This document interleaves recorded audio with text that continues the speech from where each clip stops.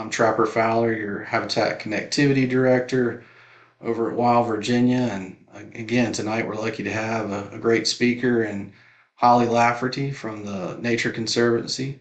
She's going to be speaking to us about right sizing culverts with ecological design to help mitigate flooding and provide for better water quality and also safe passage for aquatic and terrestrial species.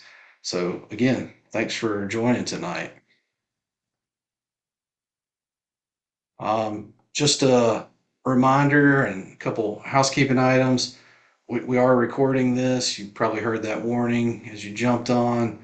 And there's a reason for that. We want to be able to share this back out afterwards so that you can review the slides and the speaker's notes and share with colleagues. We'd really appreciate that. So it is being recorded.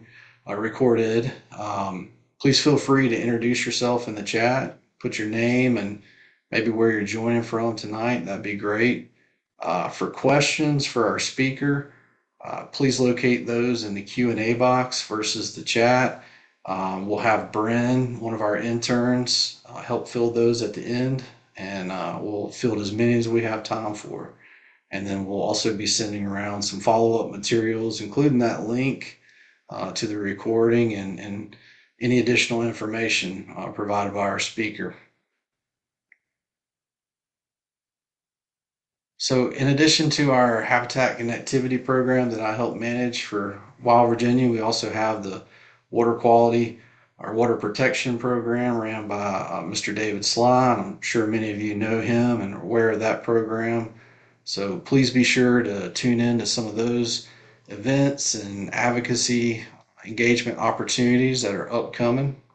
Also want to thank Kylie for being here tonight to help make sure everything runs smooth in the background. And of course, Bren, one of our interns, for helping out field questions. Please note that Wild Virginia can't do this very important work without your help. We get our energy from you all, the energy to keep pushing for better wildlife habitat connectivity and water quality protections. So please consider supporting Wild Virginia. We appreciate your support, whether that's through donating or helping to advocate. Everybody can help in their own way, and we sure do appreciate it. So, without further ado, it's my pleasure to introduce our guest speaker this evening, Holly Lafferty. Holly first moved to Charlottesville back in 2019 as an AmeriCorps volunteer with the Nature Conservancy. And after her service years, she began working as a stream restoration ecologist for TNC's stream and wetland mitigation program. She's now part of the Allegheny Highlands team at TNC and works closely with U.S. Forest Service on watershed restoration planning and hurricane recovery.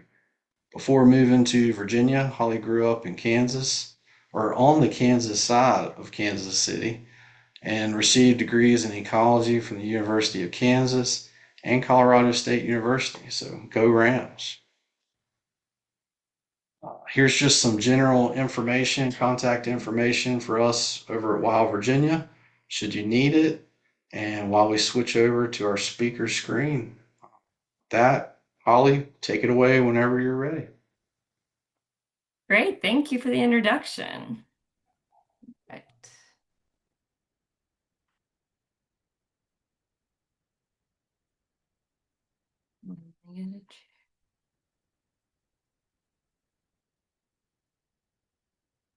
Awesome. Looks good, Holly. Oh, no, wrong side. There we go. I got it all set up. Awesome. So thank you so much for the introduction. So yes, I'm going to be talking about letting streams go with the flow, designing road stream crossings that work for water, wildlife, and people. Okay. I'm sorry, no, it's not going. There we go. So just a bit about my background, although Trapper did a great job already covering all of this. So yeah, I grew up in the Kansas City area on the Kansas side. Studied biology at KU, and then got a master's in ecology from Colorado State. This is my one claim to fame. I was on the cover of the alumni magazine at one point, even though I'm not a huge fan of the photo. And so then just a brief background about TNC. So starting at the global scale, so TNC was started in the 1950s in New York. So everyone's getting ready to celebrate 75 years coming up pretty soon, which is very exciting. And now we are present in all 50 states and 80 plus countries. So it's grown a lot since since first starting. Zooming into Virginia, we do a lot of work all over the states, and we have a number of our focal geographies. I am with the Allegheny Highlands geography, so kind of up in the central west area of Virginia. So we got started by acquiring Warm Springs Mountain, which is an awesome place to visit if y'all ever get a chance. So we got that in the early 2000s, and it has a really long border with the Forest Service, which really helped us kick off our work with the Forest Service. So they're one of our biggest partners. And then we just started our freshwater work in 2004. So I came on in 2004 to kind of jump us off with all this work. So I will say, as we go, we unfortunately don't have a lot of projects already in the ground. So a lot of my examples will not be stuff that I was able to help with, but we are working on getting them in the ground. And since I've come in with TNC, we're really expanding our scope of like the geography scope of our program. So we pretty much work all throughout the Forest Service lands within Virginia. So all of the George Washington and Jefferson forests, which is the orange there on that map. All right. And just to, I guess, give a little more background of what I do before we jump into this. So yeah, work mostly with the Forest Service on creating their watershed restoration action plans. So we kind of focus on one watershed and we'll figure out all of the projects we can do to improve that quality, the quality of that watershed. And then we also are working on a lot of various projects, including some culvert replacement and upgrade projects here pretty soon. All right, so jumping into it, what is a healthy stream? I think we all have some sort of picture in our mind. And so, yeah, it's going to include a diversity of habitat types. So we're going to have those deep pools, the fast riffles, different types of organisms, maybe some large wood for some good habitat as well, native vegetation, right, good riparian corridor, all sorts of awesome things. So what is threatening our watersheds right now? So in the Appalachian program here at TNC, we just decided two of the main issues with Appalachian streams are going to be the connectivity, so all of these barriers that have been popping up all over the place, as well as sedimentation. And the good news is that focusing on road stream crossings can help us address both. It's mostly going to help with the connectivity, but it's going to help with the sedimentation as well. All right, so why did the stream not cross the road? Culverts. So we've been putting in culverts under our roads and trails, all sorts of places forever, for as long as we've been building these roads, pretty much. We want a way to just get the water right down away from the road. But unfortunately, they come with a lot of issues. So let's jump into what some of those issues are. So number one, unintended barriers. So culverts are often a barrier to aquatic organism passage, or what you'll often hear referred to as AOP, aquatic organism passage. That's kind of our go-to shorthand. And this can be for a variety of reasons. So they can be perched, which means they have something that's too high, like a barrier that's too high to jump, and water that's too fast or too shallow to swim in. So here's some examples from free falls. And I'd like to go ahead and give a shout out at this point, actually, to the Center for Aquatic Technology Transfer. They're a partnership between Virginia Tech and the Forest Service, and they do some really awesome survey work. And a lot of the photos I'm going to be using today, I took straight from their surveys. So they do a lot of really great work. Yeah, so these are free falls, obviously going to be a barrier to fish and other organisms going up and down the stream. The one on the right, you can see it's more of like a cascade barrier, but it's still definitely a barrier. And that's actually one of the culverts I'm working with the Forest Service right now to get a design for a replacement. So it's actually going to be a bridge in the long run, which will be way better than what it currently is. In addition to those free falls, they can also be a hydrological barrier. So the water is either too fast or too shallow for the fish to swim through. I always like to think of this as if you had like a wind tunnel that kept you from going from one room to the other in your house, you could probably get from one side to the other, but it's going to be pretty hard. And if you had a small child with you, they might not be making it. So maybe the strongest of the fish can get up these really shallow, fast areas, but the smaller fish are going to have a lot harder time. And it's not just culverts that are going to be causing these barriers. So here's an example of a ford that we're all learning how to do these crossing surveys for. That's why there's so many of us there. So this, you can see there is a little bit of a free fall, and then there's also maybe not even an inch of water going over most of that. So it's going to be really hard for a fish to make that jump up there and get across that ford. So it's acting like a pretty significant barrier there. I'm the one in the red there, my raincoat. So why do we care about barriers? Well, they're very important for migrating fish. So we got all sorts of migrating fish here in Virginia. Um, but it's not all about them. So even non-migrating fish, it's going to be really important for them to be able to go up and down, access different habitat types. A lot of the places I'll be working, so I work mostly in the mountain region. We don't get as many of the true migrating species that make it all the way up there. So we're really going to focus on getting these smaller species or like less, more localized species the room they need to access all the habitat that they need. So it's important for all sorts of different fish species, as well as the mussels that depend on those fish species to disperse their eggs. So down here we have one of the mussels putting out its little lure to try to attract a fish and lay its eggs in its gill. So they need the fish to be able to go to new places as well. And barriers can go both ways. So not only are they preventing organisms from going up, they're also preventing wood and large sediment from moving downstream. So here's another barrier we're all hoping to get replaced pretty soon. It's a great joint effort right now with all sorts of state agencies and Trout Unlimited and us. So it's very exciting. And you can already see, especially on the left of that photo, that there's some twigs starting to accumulate. And VDOT says they have to pretty regularly send people out there to clean out all of those sticks to keep them from building up too much. And what happens when they do build up too much? They make really bad barriers. So I actually had a colleague send me this today. This is from Monday near the Bristol area. And you can see down there that the driveway has a culvert under it that got all blocked up with branches and other material and now is causing a lot of issues.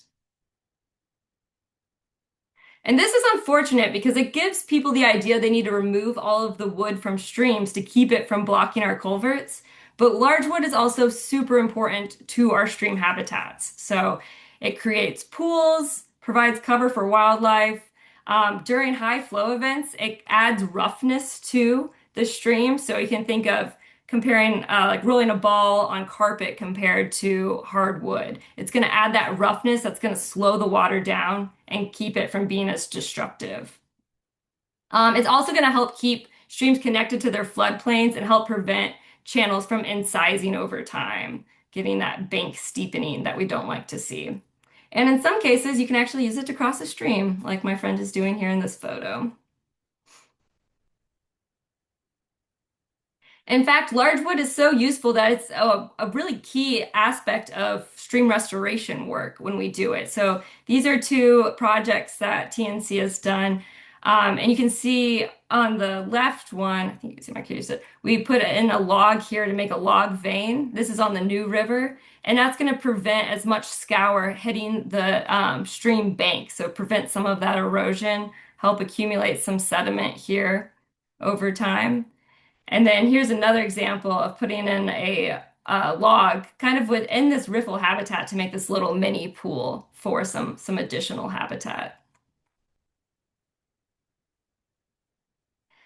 And so just a debrief on woody debris. So this has kind of been the go-to term for this for wooden streams for a really long time. But people are trying to get away from it some just because it does kind of have this lump man-made and natural materials together. So when you think of debris, that could be a house, it could be logs. So kind of trying to differentiate those out. So I usually try to use large wood or large woody material when I refer to the natural wood that falls into streams. So in addition to being a barrier, constriction is going to be a really big problem culverts cause. So just like when you put your thumb on the edge of a hose, the water that goes through a small culvert is going to get way faster and way more powerful. So yeah, that's it's going to increase the velocity and put way more force downstream. And a lot of times you'll see this manifest as these big scour pools. So here you can see there's a few feet deep pool right there. And so that's eroding away from the stream bottom as well as the stream banks. And just for reference, this is the upstream of that culvert. So you can see it's so small you can't really see it through all of the rhododendron there.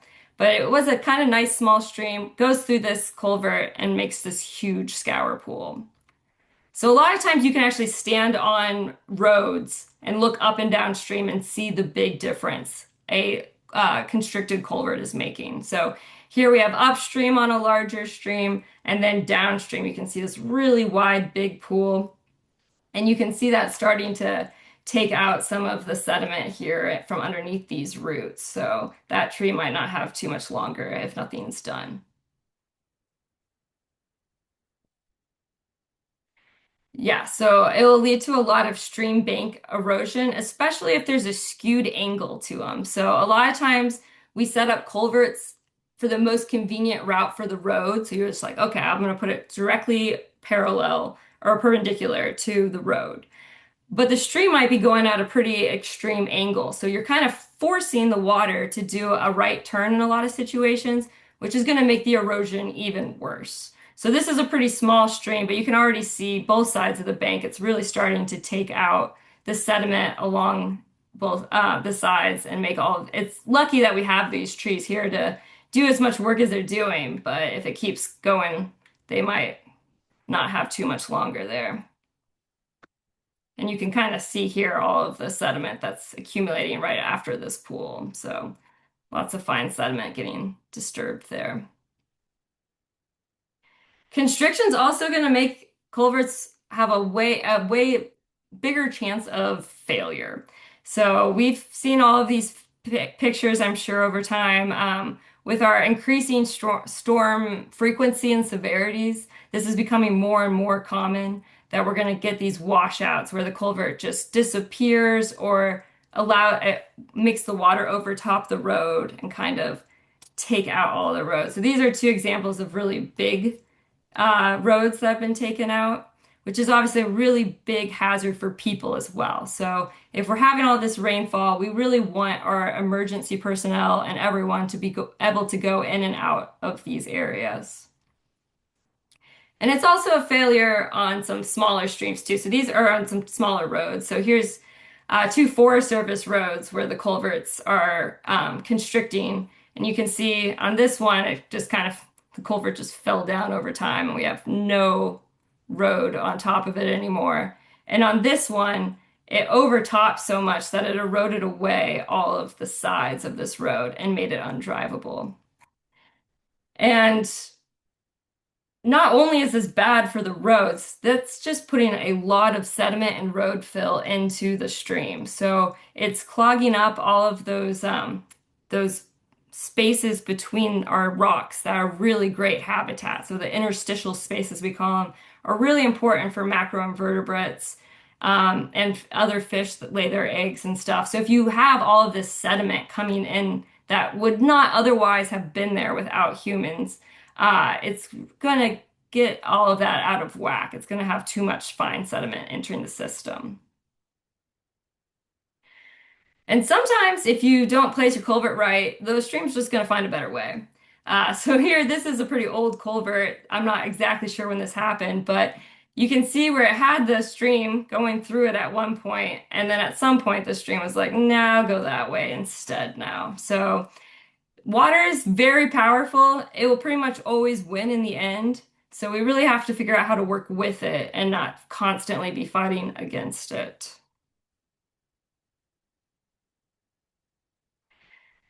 And just kind of like large wood, floods don't always have to be considered a complete disaster. It's really where floods meet human infrastructure that we're going to have it be a disaster. It's going to be a really big event. So obviously, if it's like a Hurricane Helene situation, that was big enough that probably a lot of these, even good culverts, might have overtopped. But in a lot of cases, these more minor floods are really beneficial to the ecosystem. So this is a picture I took a few years back at a stream and wetland restoration site we have.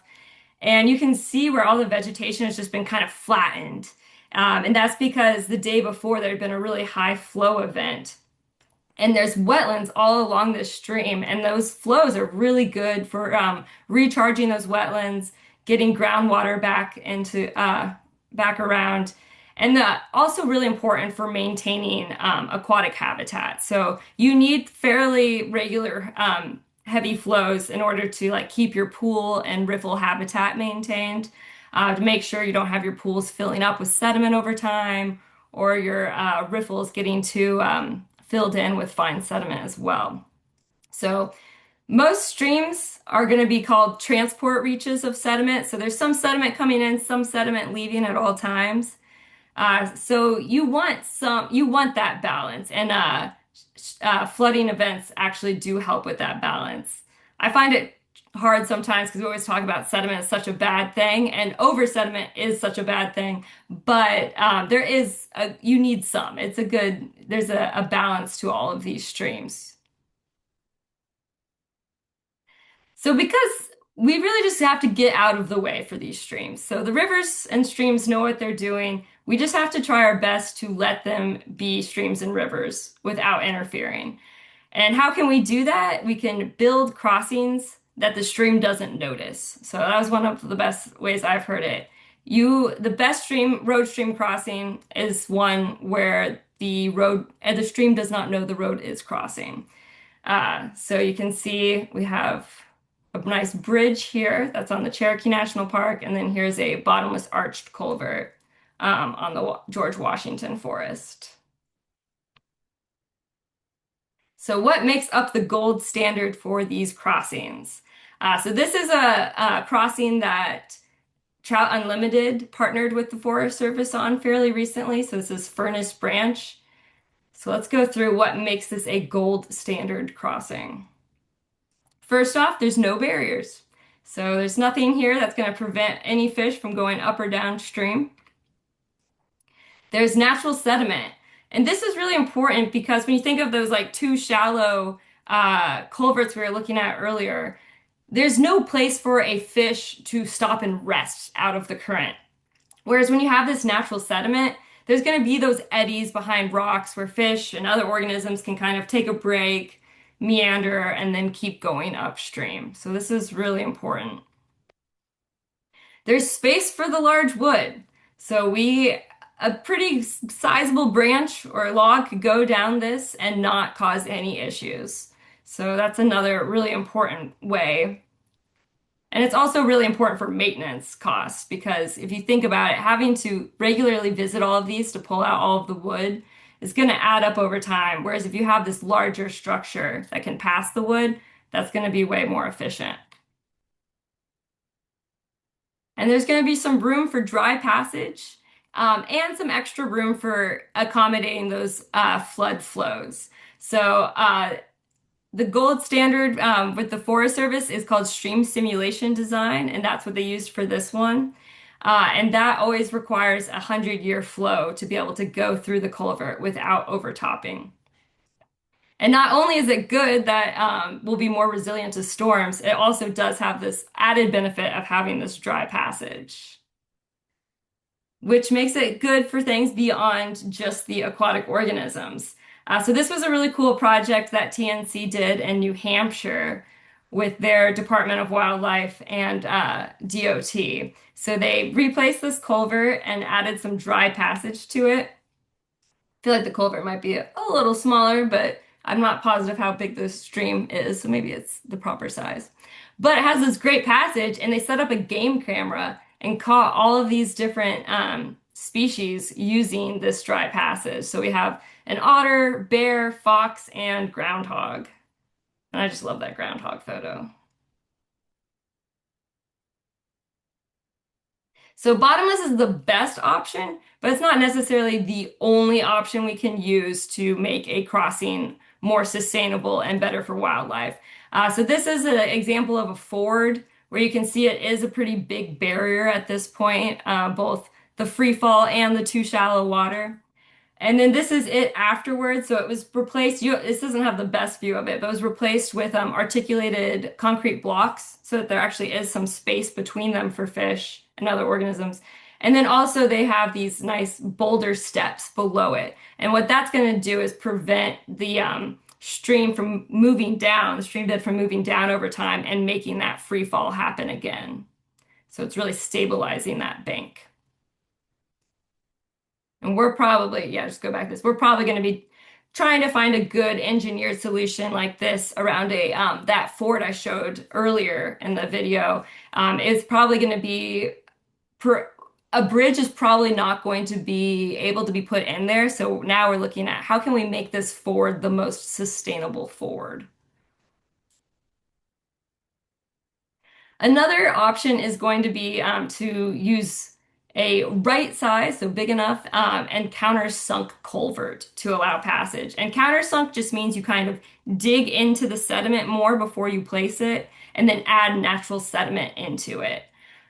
So this culvert I actually stopped at thinking it was a bottomless arch, and I was like, cool, let's all take a look at this great bottomless arch. We walked over to it. It has a bottom. So I was actually surprised by that one. So that means it's doing a good job. It is probably a little smaller than it should be. No dry passage, so that is a knock on it. And the big problem with those pipes with bottoms is they get rusty over time. I've heard like 30 to maybe 50 years is the lifespan for a lot of these culverts before they start getting this rust rot and kind of like disintegrating over time. So this is another culvert we are in the process of replacing on the forest. And you can also see, so this is the inlet photo on the right over here. So you can see it is a big constriction point too. Anytime there's water on both sides of the entrance, that means it's pushing that water in. It's going to be causing that constriction. The good news about this culvert is it's degrading so much, it almost kind of has some natural sediment in it. So that's one benefit. Another issue that can come up with trying to do like the countersunk AOPs is that the sediment can wash out over time. So if you get enough floods and it's not properly sized or something, that sediment will wash out. So I would not have ever guessed that this was an AOP project, but apparently there is a plaque on it that the survey crew found that said this was an AOP project, like being like, yay us, and it's not doing super great at this point.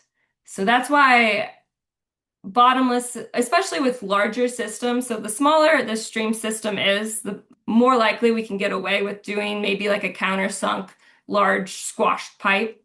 But for these bigger systems, the bottomless arches or bridges are going to be our best option for longevity.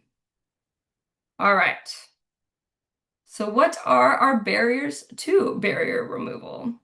Well, I have a feeling everyone can guess the first one. Money.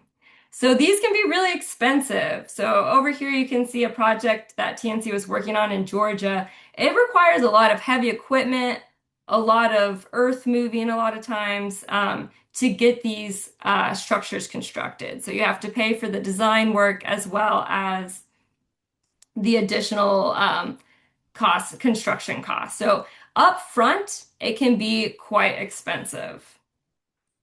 However, in the long run, they're going to be more resilient to floods, which is a great plus and a great safety plus. Better for wildlife, and a lot of our mountains areas have great fisheries, great trout fisheries. So really supporting healthy trout fisheries is going to be really important. And they're going to have less long-term maintenance. So if you don't have to worry about the rusted out bottom or the trees blocking up the entranceway, you're going to be in a lot better shape in the long run. So it's kind of hard to do the math because putting out all the money up front is always going to seem like too much. But if we kind of take the time to think of it in the long term, these are going to be the cheaper options. And like I know partners at Trout Unlimited and Ecosystem Services and other places are doing great work on kind of laying out these costs over time and how they can be beneficial. Because if you think about it, with a bottomless arched culvert and a bridge, there's nothing underneath them that's going to be causing any issues. There's not going to be rust or anything like that. So they should be able be good for 100+ years if nothing catastrophic happens. And they're ready for the small catastrophes, maybe not the biggest ones. Another huge hurdle that we have is knowing where these culverts are. So it's actually pretty difficult to know or where any of the barriers in general are, where they actually are and what their priority is going to be. So going back, so AOP culverts are going to be, or projects are great, but they're going to typically be prioritized on your larger streams and where there's like lower slopes so that you know those organisms are going up and down. Um, but crossing, there's barriers everywhere that are also important to replace because they are such constriction points and have such a high risk of failure, which will add so much sediment to the system. So really understanding where all of these barriers are is very important. The National Aquatic Connectivity Collaborative has been doing a great job with this. They have aquaticbarriers.org that I really suggest you look at if you're interested. Uh, it's a great tool. It shows you where culverts might be or stream road crossings might be, but a lot of them still need to be sampled. So kind of figuring out where we need to be surveying these barriers. And there are some trainings coming up to become a server or a surveyor. NAC is kind of, it's new, I should say. So it's a combination of the North Atlantic Connectivity Team and then the Southeast Aquatic Resource Partnership. They're coming together to make this new nationwide one. They're still kind of setting up their sampling protocols or the surveying protocols, but once they're up and running, it'll be fairly simple to get, or hopefully there'll be a lot of opportunities to become a surveyor. So on that note, there are a couple of upcoming trainings. So there is a NAC culvert assessment training coming up in Blacksburg on October 8th. And I can give maybe Trapper the links to these websites. And then there's also a Stream Smart training the following day. So Stream Smart it's designed for contractors, landowners, like city or county officials, anyone who might have some influence in these replacing these culverts or and other stream crossings with more sustainable ones. So that training, which I'll be helping out with, will be the following day, also in Blacksburg. All right. Might have rushed through that a little bit, so I apologize, but thank you everyone. And you ought to ask a question. This was my husband's addition to my presentation. Thank you so much, Holly. That was awesome. Bryn, we'll turn it over to you to field some questions. Yeah, we have a question coming from Northern Virginia. It's what studies and mitigations has TNC looked at for channelized streams that have significant erosion, but also have culverts further eroding and channelizing the streams? What study? Okay. So let me understand. Specifically mitigation. Are we hoping to talk specifically about mitigation here? Yeah, it says studies like slash mitigations. Okay. Yeah. Yeah, so there's been a good work done on channelized streams. So my previous role was with our stream and wetland mitigation program, and I showed a couple of pictures from some of those sites. We can do it if the problem is just off property and it's a huge culvert that's like yeah, you have to site them right. So if we have no influence over the culvert, it might not be the best picture project to pick.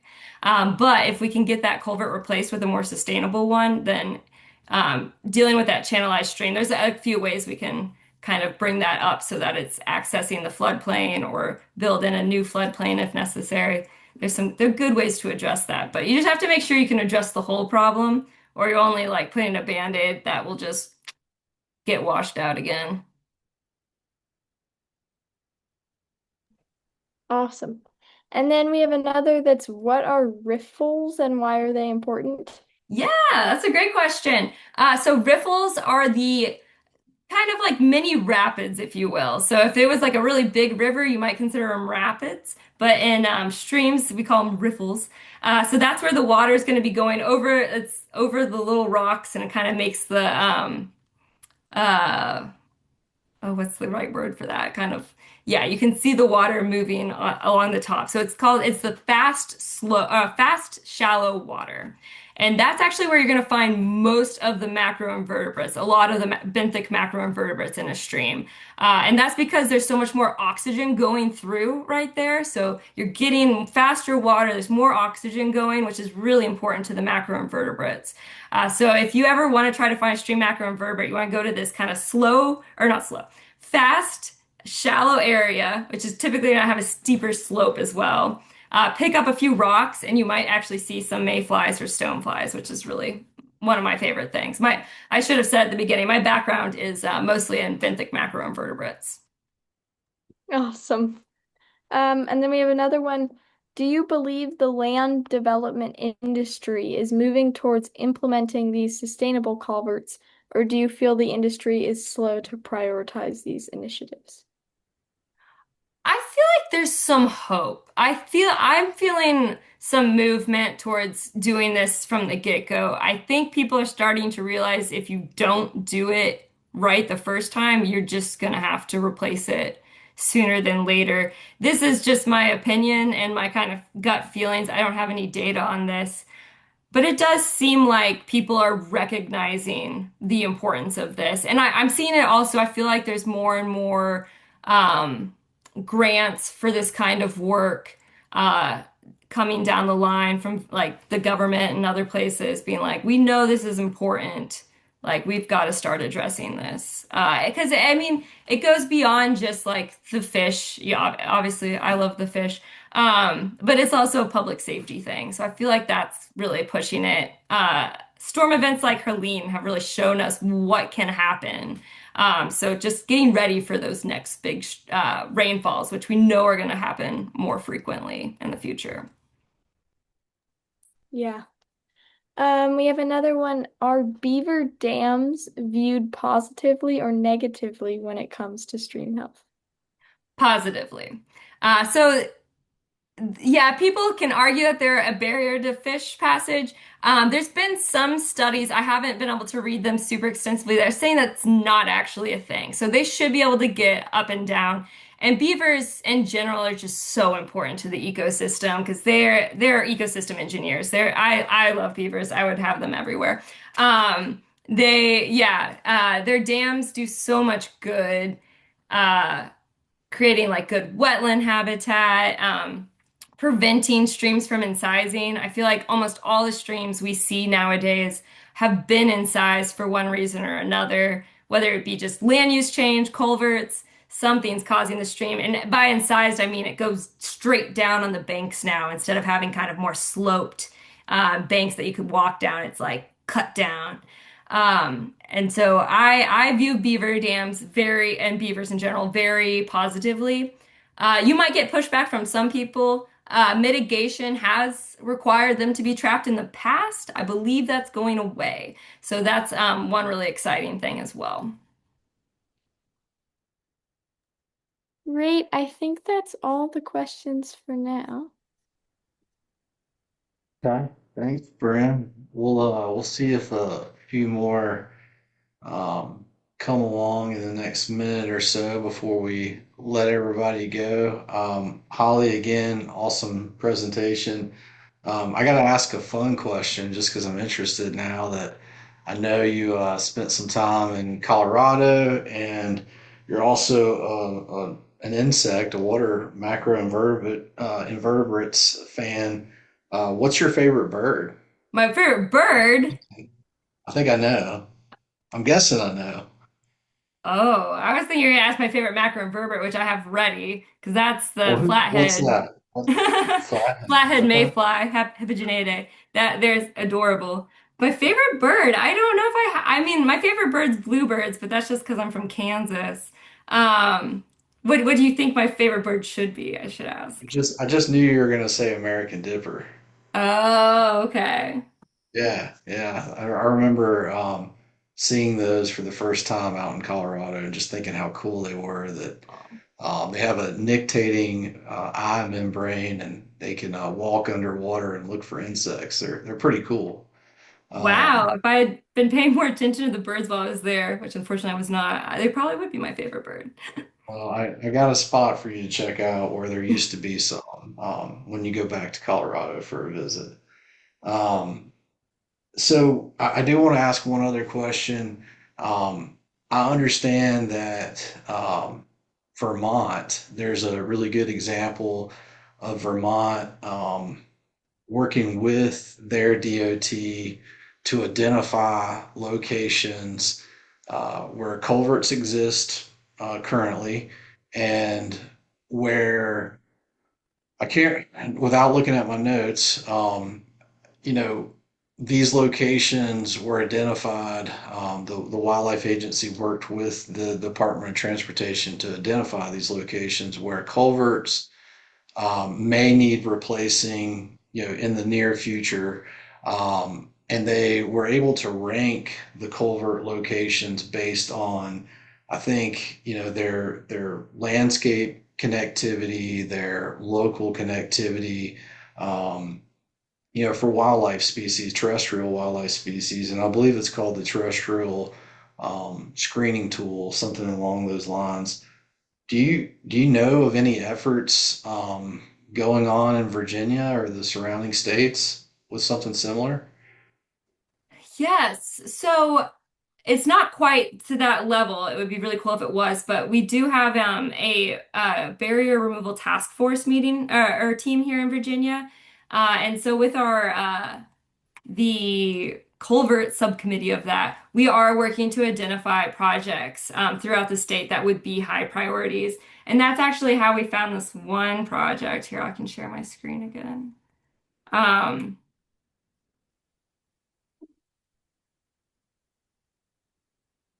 So this is a project we found through that we're hoping to undertake. So this is actually four like little culverts. When it comes to organism passage, it's not the worst situation, but what I used it for today was an example of how large wood's going to become an issue pretty quick. So we are working with VDOT more and more to find these kinds of crossings that need to be replaced anyway, and figure out how like TNC, Trout Unlimited, and others can get them over that hurdle so that they can do this true, like a really sustainable crossing design instead of just trying to do something where they're like, all right, well, let's make 1 foot larger pipes this time and maybe it will solve the problem. Um, and that's not, I'm not docking VDOT at all. That's just, I mean, that's what they have the resources for the most part. And that's another big issue that I meant to cover as when we get these emergency blowout culverts, like so when things go catastrophic quickly and we get really bad damage, that's just going to make it so we have to do a really quick fix. And it's usually going to be the same thing that was there before, which is unfortunate because we're just going to have to try to get that road open again as quickly as possible in most cases. So a lot of times will be in kind, as we say, so the same thing that was there that got destroyed and pretty quickly done. So kind of trying to figure out how we can upfit these crossings before the disaster happens so that we're not tied into doing something really quick. That's great and a great point. Yeah, we want to see these culverts be built back better for sure. Yeah. Yeah, that's a great point. Um, any other questions coming through, Bren? See Yes. any right? Okay. We have one. What is done to manage the stormwater runoff above the culvert or on the road? So the actual culvert, I guess what's done to manage it is to just make sure you have the correct specs when you're designing it. So this the correct specifications. So when you do these crossings, you're going to do a pretty in-depth study of the watershed above them. So you're going to look at like, okay, this is what we typically see. This is what the land cover is. So if like you have a lot of impervious surfaces with a lot of runoff, that's going to have to play into it because that system just by nature is going to be flashier. So it's going to go up and down quicker and it's going to have to deal with more water than, say, if you had a completely forested watershed. So how it's going to be taken into account is really just in that planning phase to make sure that it's properly sized. The actual culvert itself is not going to be able to address anything upstream. If we can figure out how to also address the issues upstream with the runoff, that's awesome. But these culverts are just like, how can we make sure everything that's upstream can get through without causing damage and without creating a barrier or a crazy constriction point or anything like that? When it comes to the actual road, that should probably be pretty negligible there. A lot of times you also want to make sure you have like good drainage structures around the culverts, just to make sure you're not having like water from like, especially if it's a dirt road or something, you don't want muddy water just going straight in down the road. So just making sure you have like the proper ditching on the sides of the roads and small culverts if needed. Great. We have a couple more questions. Here's a good one. Are native plants being used to protect and support the stream banks? Yes, I am a huge component of native plants. I'm hoping to start doing more and more river cane restoration, mostly in the Southwest, which is a great riparian species that occupies like 2% of its native range right now. So that is one that I'm really excited about. And in general, just kind of figuring out like the good native trees if you need to do like some stream bank plantings, and just, yeah, encourage all of the native wildlife or native plants, I should say. In my previous role, with the stream and wetland mitigation program, we worked really hard to get the right native species at all of the sites as well. So no, we value that very highly, and I'm very excited to see if we can get some of this river cane going. DCR has already had some really good luck down in the Southwest, kind of along the Clinch River. And so I'm hoping we can replicate that on a few spots on the national forest as well. Great. We have a follow-up to that. Do you control invasive plants too? When necessary, yeah, yes, we will. So, unfortunately, that often is using herbicide, just because that is going to be one of the only ways we can really get to them. But we, yeah, are always trying to, or we, no, we don't always try. We always use water safe herbicides. So not the most ideal situation, but when it comes to trying to get those native species, keeping down the invasive ones is also important. So we will do that as well. But the idea is hopefully we get some of these native species to grow up and start shading out more of the problematic invasive species. We have one more in the chat. How is money with USFS used for emergency versus long-term plans? Yeah, so I'm not going to be the expert on this. So I know they have some routes to use emergency funding for various crossings. That's not something TNC or I are involved in. We're just kind of coming in. Well, we were working with them before Helene, and then after Helene, we're still working with them to figure out where we can do some projects that maybe didn't need to be replaced in that emergency action, or maybe they even were replaced in that emergency action, but they could be upsized now to be more sustainable in the long term. So I'm not clear on how it gets divvied up. A couple of the crossings that we're looking to do first were ones where the actual structure was not damaged by Helene, but it did cause overtopping of the road. So the roads were damaged and they were fixed, but the actual culvert was fine, so it didn't get replaced. So we're working on a few of those to get them. Probably mostly bridges and maybe a few bottomless arches so that they won't hopefully overtop again in the future.